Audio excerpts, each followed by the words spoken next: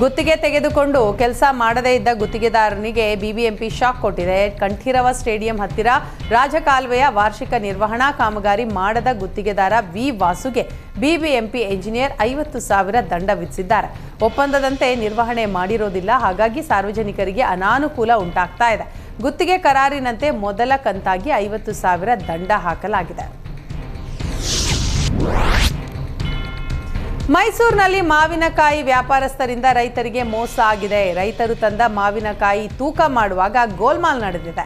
ತೂಕದಲ್ಲಿ ಮೋಸ ಮಾಡಿದ್ದಕ್ಕೆ ಇದನ್ನ ಪ್ರಶ್ನಿಸಿದಂತಹ ದಳ್ಳಾಳಿ ರೈತನಿಗೆ ಆವಾಜ್ ಹಾಕಿದ್ದಾನೆ. ಅಲ್ಲದೆ ತೂಕದಲ್ಲಿ ವ್ಯತ್ಯಾಸ ಪ್ರಶ್ನಿಸಿದ್ದಕ್ಕೆ ಕುಡಿದು ಬಂದಿದ್ದೀಯಾ ಅಂತ ಮಂಡಿಯಿಂದ ರೈತನನ್ನ ಹೊರಗೆ ತಳ್ಳಿದ್ದಾರೆ.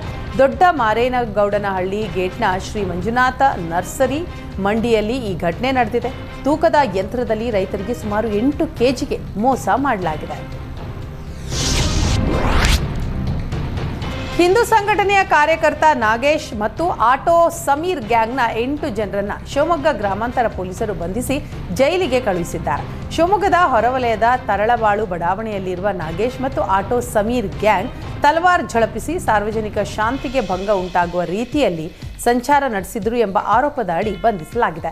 ಸುನೀಲ್, ಲೋಕಿ, ಸಮೀರ್, ಸಲಗಾಮ್ಯಾನ್ ಸೇರಿ 8 ಜನರನ್ನ ಬಂಧಿಸಲಾಗಿದೆ.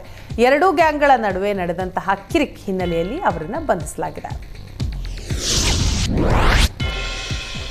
ಮಾರತಹಳ್ಳಿ ಠಾಣಾ ವ್ಯಾಪ್ತಿಯಲ್ಲಿ ಯುವತಿಯ ಜೊತೆ ಅಸಭ್ಯವಾಗಿ ವರ್ತಿಸಿದ್ದ ಆರೋಪಿಯನ್ನ ಬಂಧಿಸುವಲ್ಲಿ ಪೊಲೀಸರು ಯಶಸ್ವಿಯಾಗಿದ್ದಾರೆ. ಖಾಸಗಿ ಕಂಪನಿಯಲ್ಲಿ ಕೆಲಸ ಮಾಡ್ತಾ ಇದ್ದ ಶ್ರೀಕಾಂತ್ ಬಂಧಿತ ಆರೋಪಿ. ಏಪ್ರಿಲ್ 30ರಂದು ವರ್ಲ್ಡ್ ಟೆಕ್ ಪಾರ್ಕ್ ಬಳಿ ಯುವತಿ ಹಿಂಭಾಗಕ್ಕೆ ಹೊಡೆದು ಶ್ರೀಕಾಂತ್ ಪರಾರಿಯಾಗಿದ್ದ. ಶ್ರೀಕಾಂತ್ ಬಂಧನಕ್ಕೆ ವಿಶೇಷ ತಂಡ ರಚನೆ ಮಾಡಲಾಗಿದ್ದು ನಿನ್ನೆ ಶ್ರೀಕಾಂತ್ ಪೊಲೀಸರ ಕೈಗೆ ಸಿಕ್ಕಿಬಿದ್ದಿದ್ದಾನೆ. ಮಾರತಹಳ್ಳಿ ಠಾಣೆ ಪೊಲೀಸರಿಂದ ಶ್ರೀಕಾಂತ್ ವಿಚಾರಣೆ ಮುಂದುವರೆದಿದೆ. ಕಾವೇರಿ ನದಿಯಲ್ಲಿ ಡೈನಮೈಟ್ ಸಿಡಿಸಿ ಮೀನು ಹಿಡಿಯೋದು ಪತ್ತೆಯಾಗಿದೆ. ಚಾಮರಾಜನಗರ ಜಿಲ್ಲೆಯ ಶಿವನಸಮುದ್ರದ ಬಳಿ ಕಿಡಿಗೇಡಿಗಳು ಡೈನಮೈಟ್ ಸಿಡಿಸಿ ಮೀನುಗಳನ್ನು ಹಿಡಿತಾ ಇದ್ದಾರೆ.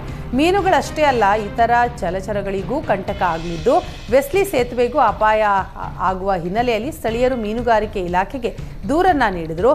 ಸ್ಥಳಕ್ಕೆ ಭೇಟಿ ನೀಡಿದ ಮೀನುಗಾರಿಕೆ ಇಲಾಖೆ ಅಧಿಕಾರಿಗಳು 25 ಕೆಜಿಗೂ ಹೆಚ್ಚು ಮೀನು ವಶಕ್ಕೆ ಪಡೆದರು. ಪರಾರಿಯಾದ ಕಿಡಿಗೇಡಿಗಳನ್ನು ಬಂಧಿಸುವಂತೆ ಸ್ಥಳೀಯರು ಈ ಸಂದರ್ಭದಲ್ಲಿ ಆಗ್ರಹಿಸಿದರು. ತಮಿಳುನಾಡಿಗೆ ಅಕ್ರಮವಾಗಿ ಪಡಿತರ ಅಕ್ಕಿ ಸಾಗಿಸ್ತಾ ಇದ್ದ ಲಾರಿಯನ್ನ ವಶಕ್ಕೆ ಪಡೆದರು. ಪೊಲೀಸ್ ಹಾಗೂ ಆಹಾರ ಇಲಾಖೆ ಅಧಿಕಾರಿಗಳ ಜಂಟಿ ಕಾರ್ಯಾಚರಣೆಯಿಂದಾಗಿ ಲಾರಿಯನ್ನ ಅಡ್ಡಗಡ್ತಾರೆ. ಶಿಗ್ಗಾವಿಯಿಂದ ಟಿ ನರಸೀಪುರ ಹಾಗೂ ಕೊಳ್ಳೇಗಾಲ ಮಾರ್ಗ ತಮಿಳುನಾಡಿಗೆ ಅಕ್ರಮವಾಗಿ ಅಕ್ಕಿಯನ್ನ ಸಾಗಿಸಲಾಗ್ತಾ ಇರುತ್ತೆ. 500 ಚೀಲ ಪಡಿತರ ಅಕ್ಕಿ ಲಾರಿ ಚಾಲಕನನ್ನ ಪೊಲೀಸರು ವಶಕ್ಕೆ ಪಡೆದಿದ್ದಾರೆ.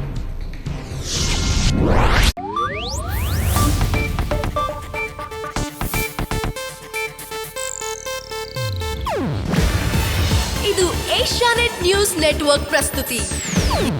ನೀವು ನೋಡ್ತಿದ್ದೀರಾ ಏಷ್ಯಾನೆಟ್ ಸುವರ್ಣ ನ್ಯೂಸ್.